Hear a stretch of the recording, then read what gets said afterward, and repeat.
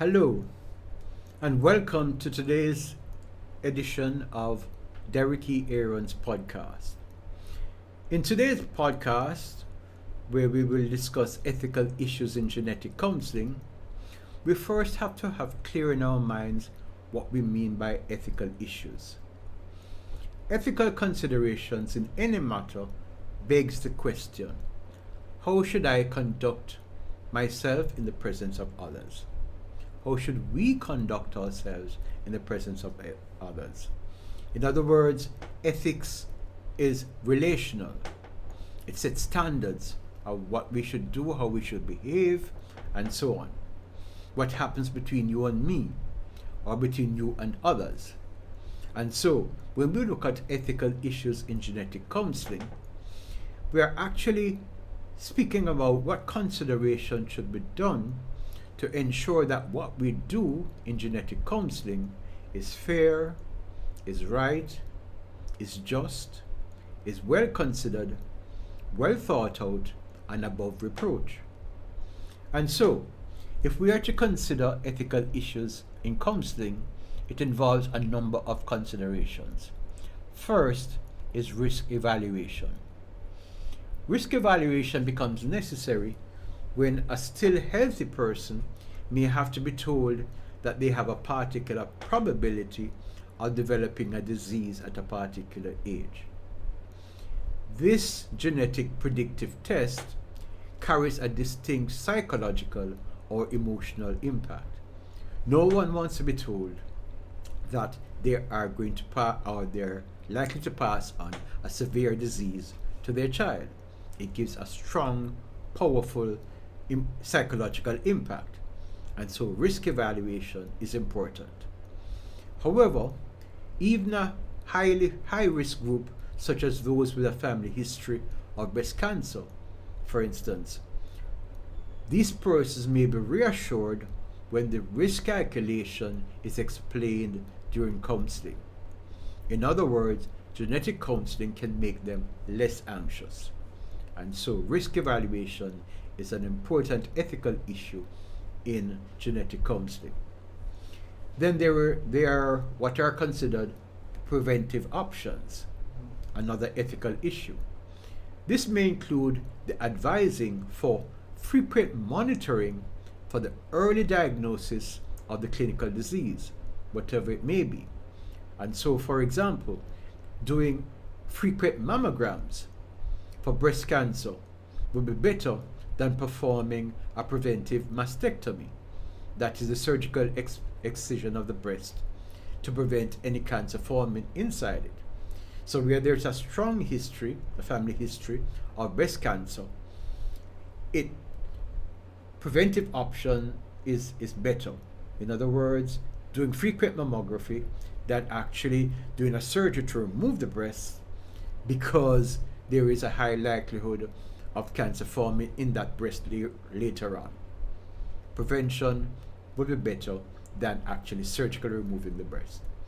In other diseases such as, there are lots of diseases where, again, preventive options is preferable.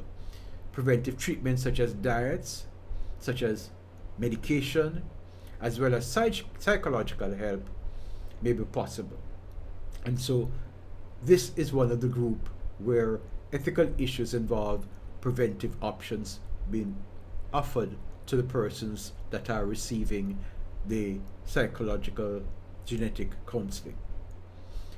Then there are gene treatments, which I dealt with in one of my previous podcasts. This is an ethical issue because as they become progressively available, as we're able to test for various genes in various societies, they will most likely supply the normal gene being used to insert, to replace the abnormal gene in somatic cells, such as in the bone marrow, in the skin, in the mucosa, as well as in hemophilia, which we dealt with in a previous podcast, where a person may bleed to death because they don't have clotting factors.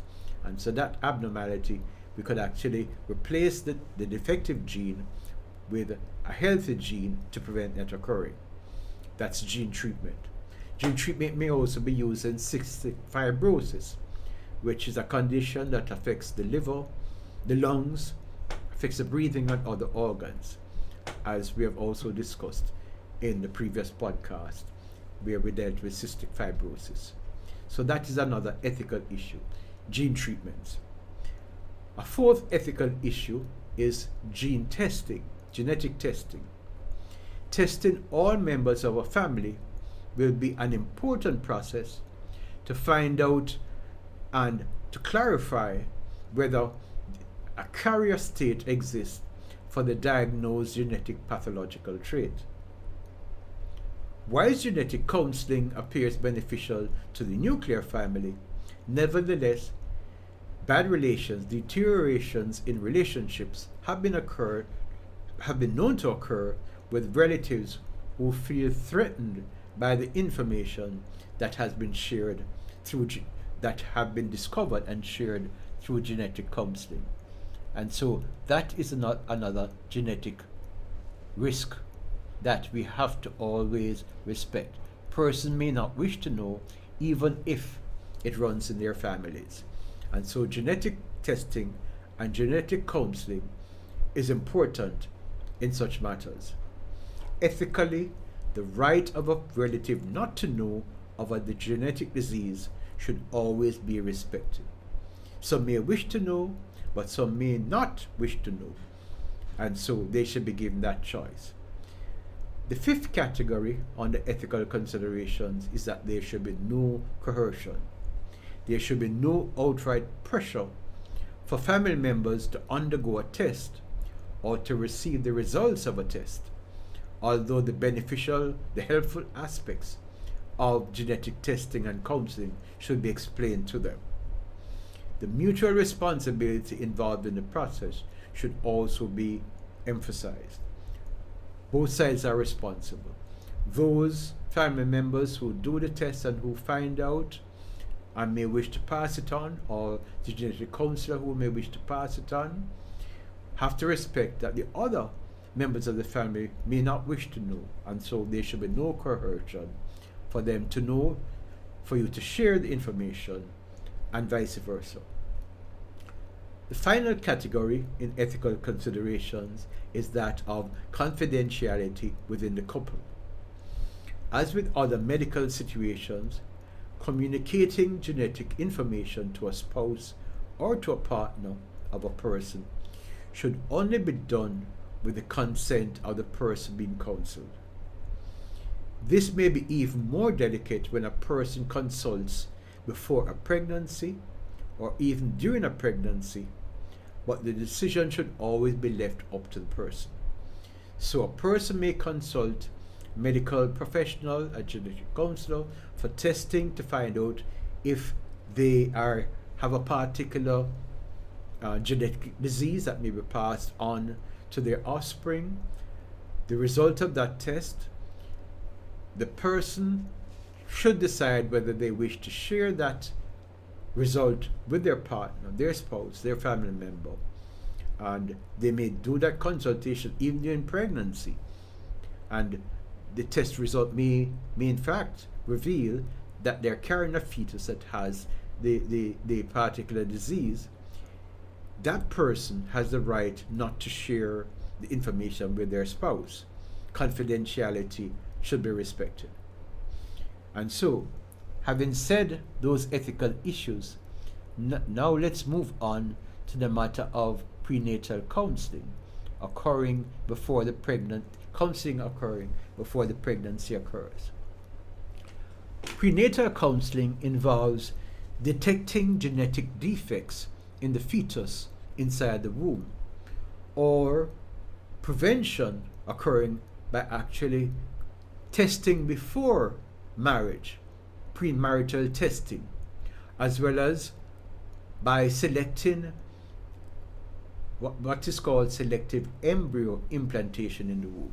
That's another possible counseling, that you can test the fertilized eggs, fertilized cells, and see if they are abnormal, and then implanting only those that are normal inside the woman's womb. These are all a part of the counseling process of possibilities that could be put forward to individuals or couples seeking the counseling. In other words, using technological means to implant only a healthy embryo inside the womb. At this stage, counseling may include preparations for treatment at birth, if available in a particular community or society, as well as psychological preparations that will reduce any shock, and of course the planning ahead for the child, the future of the child, which, depending on the severity of the genetic disease, could also include counseling regarding intervention to terminate the pregnancy. So prenatal counseling involves many steps. It may include discussions with the prospective parents. It may include actual testing when the pregnancy has occurred and has been implanted in the womb, the growing fetus in the womb, or it may include preparations psychologically for the parents to be told that this child is going to be unhealthy, and make preparations at delivery of what should occur, including the psychological shock and the planning ahead for the future of such a child, depending on the severity of the genetic disease.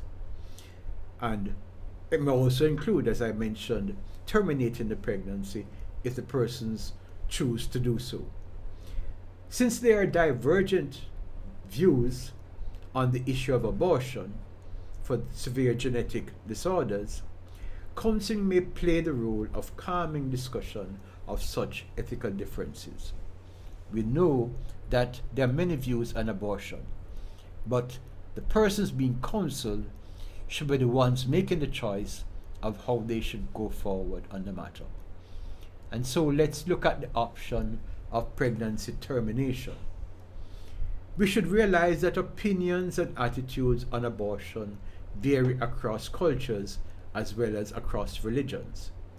For some persons, conception, that is the actual fertilization of the egg by the sperm, marks the point at which human life begins, and so is entitled to all human rights protection.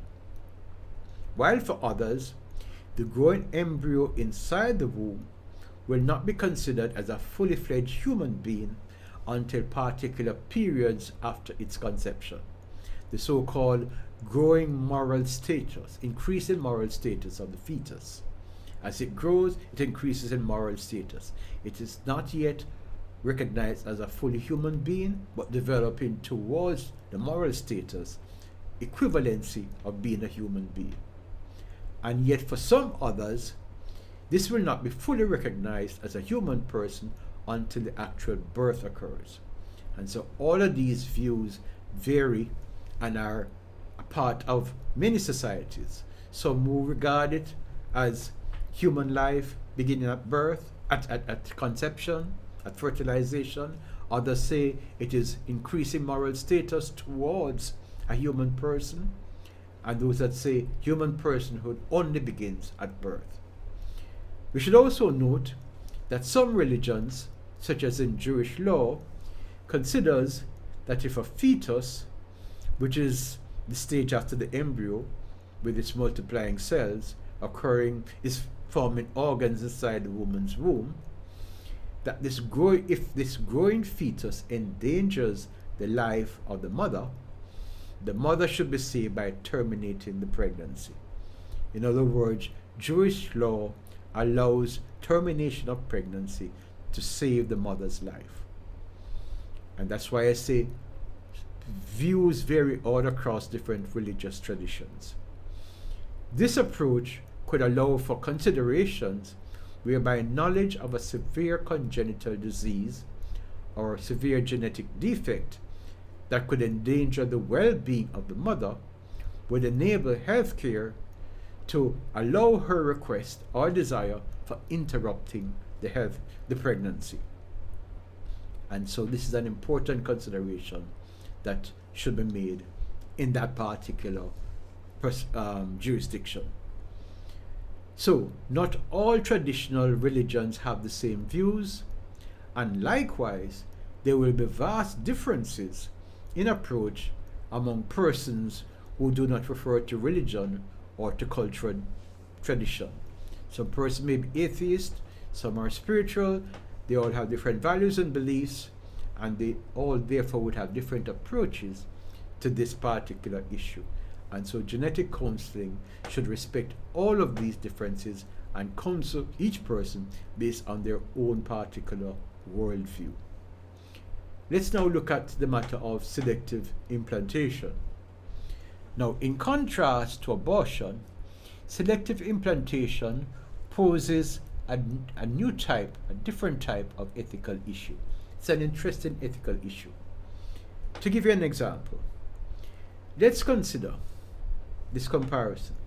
Is it morally preferable to select only healthy, newly fertilized eggs for technological implantation in the womb, while throwing away all the other fertilized eggs that have been found to be unhealthy? Or is it morally preferable to abort a fetus at 3 or 4 months of pregnancy when the abnormality is detected? Ethical quandary. Some persons will be of one view or another. Screen the fertilized egg to see if there's abnormality, and if there are abnormalities, you discard those eggs that are not healthy and only implant in the womb those that are healthy. Versus, and you may not have the technology to do that screening at the beginning, so you may only have the technology later on to be able to do ultrasound and so on to detect that at age 3 or 4 months of pregnancy there's abnormality, and then terminate the pregnancy then. Moral choice, moral challenges. Here again, the ethical discussion will revolve around the particular definition that is acceptable to some persons regarding when human life and when a human person begins, and around whether a future mother can be considered endangered by an embryo that may be imperfect but with which she's not yet been made pregnant. That is a part of the genetic counseling, in which persons' individual values and perspective matter. There are also many challenging issues in selective implantation, such as the high cost of the in vitro fertilization, the IVF procedure, and it may not be available in all communities or societies, but in those that it is available, it's very costly, as well as the possibility of errors and whether the method being used is legal in some countries. In other words, in some countries, the laws have been so advanced to keep a pace of the ethical and technological advances that are taking place in the world. Some countries lag behind, and some countries have actually written law to prohibit certain technological assistance being made in the process. And so it depends on the jurisdiction in which you live, or where you're providing advice to your family members who may live in other jurisdictions about the availability of choices that exist in those societies. So counseling in this process will be especially important, particularly to high-risk couples, and the process should never be used for germline gene treatments, as you have heard me mention in previous podcasts. You have heard me say that there should never be use of this technological advances except to benefit persons who may have diseases. It should never be used for trivial gender selection or efforts to enhance or improve or physical characteristics, which is the process of eugenics. It should be used simply for health purposes, which then now leads me to speak about sex selection. Sex selection can be a valuable technology for those couples who are at high risk of chromosome X linked diseases. Those diseases that are due to chromosome X, such as hemophilia, such as those, one that is called fragile X mental retardation, where retardation occurs in a child due to abnormalities in the X chromosome, and also due to Duchenne's muscular dystrophy, which is carried an X-linked gene. It's a condition occurring primarily in males in which the muscles waste away over time, with progressive weakness affecting both the skeletal muscles as well as the muscles of the heart. A very, very serious illness. Sex selection may be achieved through the fractionating of the sperms and also through selective implantation and also through selective abortion. In other words, choosing the sex to avoid these particular illnesses that I've just mentioned, illnesses such as hemophilia, fragile X mental retardation, and Duchenne's muscular dystrophy, can be done through fractionating the sperms and only choosing those sperms that do not carry those particular genetic predisposition, or through selective implantation, where the eggs are actually fertilized and you only choose those fertilized eggs that do not carry that gene for the disease, and you implant those in the womb, or you actually, when you discover it in the fetus, you do selective abortion. All of these procedures, however, should only be used for strict medical reasons at the choice of the persons involved. And so, premarital counseling is important.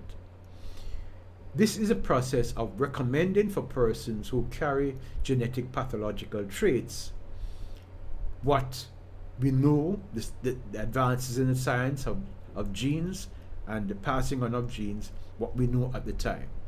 And maybe even more important, more appropriate in certain regions or in certain ethnic groups that have a relatively high incidence of these diseases. For example, Tay-Sachs genetic disease among Ashkenazi Jews in Israel and amongst those that are living in New York. Tay-Sachs genetic disease is very high. This muscular disease is very high in that particular ethnic group. And so premarital counseling is critical in such instances. Also, in Cyprus, where premarital screening for sickle cell thalassemia is legally mandatory. In other words, sickle cell thalassemia is so high that it is mandated by law that all persons wishing to get married should have genetic counseling and screening, so they have that choice. Interestingly, in that country, 98% of couples in whom both of them are carriers for sickle cell thalassemia still proceed to marry, which begs the question, could love for a person be seen as more ethically valuable than that of healthy reproduction? Sure, we are all concerned, we wish our offspring to be healthy, but could the love of the person be more important to us? And we could make a decision that despite our offspring having a particular disease, we still would want to marry. Of course, there's the option of marrying and then adopting, but those are all choices that exist in genetic counseling. So now let's look at the possible commercialization of genetic testing and counseling. As you heard me mention in a previous episode of podcast about DNA probes, specialized companies are now producing these types of tests. For instance, new DNA probes, PCR testing, and other diagnostic testing systems are now being rapidly commercialized. Specialized diagnostic companies offer genetic testing on a commercial basis and actively market them across many populations. This is existing in many parts of the world. Nevertheless, this creates much debate, in particular for the group of cancer cells, cancer genes, whose value for the general public is still quite unclear. Sure, we know that when particular types of cancer runs in particular families, we should test for that and so provide genetic counseling for persons. But to just generally market across the lay public all these different types of genetic tests begs a question as to whether motivation is to benefit the health of these persons or motivation is purely financial. And so there's the general debate about general marketing to the general public rather than to the specific families that may need these particular testing. We should note that while these diagnostic activities could be so widely commercialized to the level of society supermarket services, in other words, all of these genetic testing could be so commercialized that it achieves a level that currently exists where we can get blood pressure testing or blood sugar testing occurring in supermarkets and other places. Should we allow genetic testing to reach that level in the commercialization process? To do direct marketing of genetic testing could lead to complex ethical issues. There are already advertisements for fetal sex determination and sex selection. Therefore, how to regulate private commercialization of genetic testing and counseling becomes urgent. It is therefore ideal that each country decides to have a look at this matter, have their regulatory authorities evaluate, and then authorize, only if appropriate, the approval of genetic testing in the marketplace, and then monitor the genetic testing to ensure that it is really doing good and not causing psychological harm to persons. We want families to be able to find out if particular harmful diseases may be passed on to their offspring. So genetic testing should be available. But we shouldn't just commercialize it in a way we do high blood pressure and diabetes testing, because it may cause harm or distress or fear or anxiety if done in a widespread commercialized way. And so regulatory authorities in each country should look and decide how best it should be done within their own particular country. Let's now look at the matter of human genetic heritage. What is passed on in our genetic heritage, and what we should consider in the matter. Despite our various religious, moral, and philosophical beliefs, we have to acknowledge that our human genetic heritage is imperfect. That some persons are carriers for pathological genes, and that nobody can claim 100% healthy genome or genetic makeup. You heard me say in a previous podcast, 95% of our genes are healthy, but 5% of our genes carry some genetic defect, be it for minor things such as hereditary high cholesterol or high blood pressure running in our families, but 5% of our genes carry those features. And so we do not, none of us, have 100% healthy genome or genetic makeup. All human beings are carriers of some abnormal variant genes, which can cause some pathology or susceptibility towards particular diseases, such as high blood pressure, high cholesterol, or other less common pathology, such as certain types of cancer. They all run in genes. Some of us carry these genes, some do not, but they're all in the genes. And so the world and the makeup of man are imperfect. And so we always have to be caring for the weak, caring for the physically and mentally affected, and for those with diseases. Nevertheless, bringing or not bringing a severely diseased child into this world should be an individual decision. The individual must decide, I still want that severely diseased child, or I do not want to bring into the world this severely diseased child.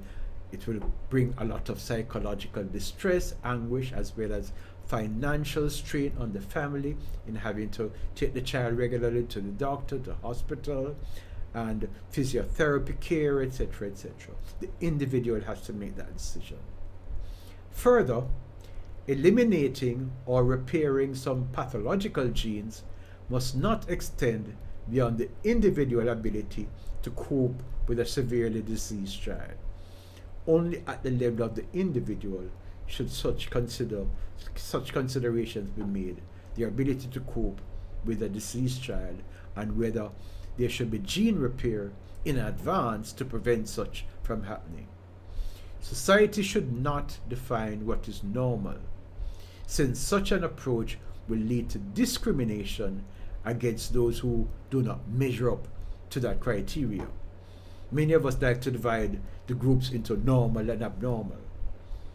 That is wrong, because it means that those who you consider abnormal have not measured up.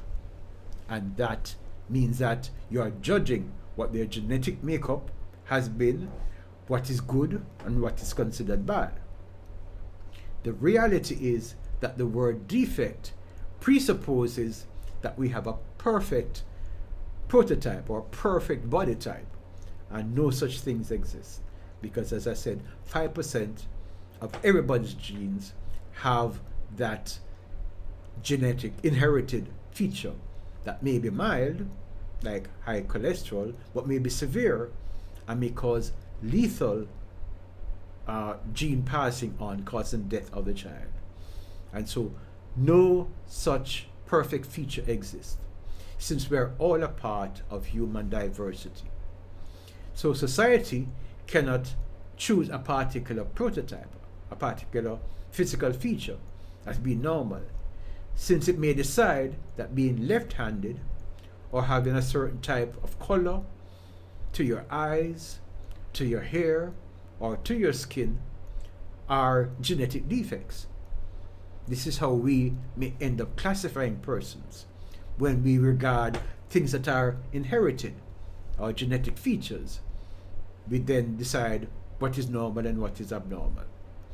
Human diversity has been the secret to mankind's success, historically.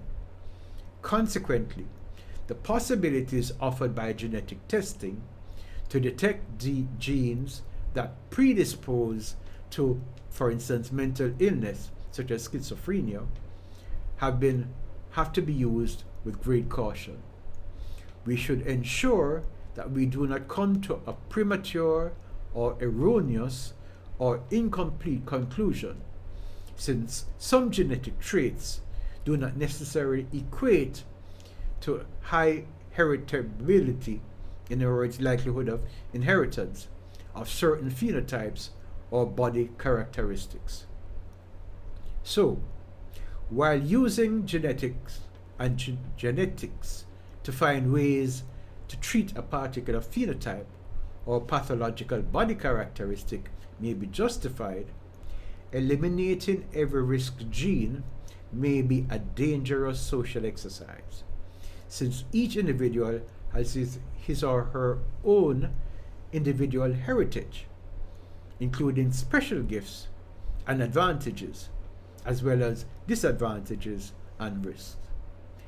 Every one of us is handicapped or challenged in some way or another, whether we want to admit it, whether we want to recognize it or not.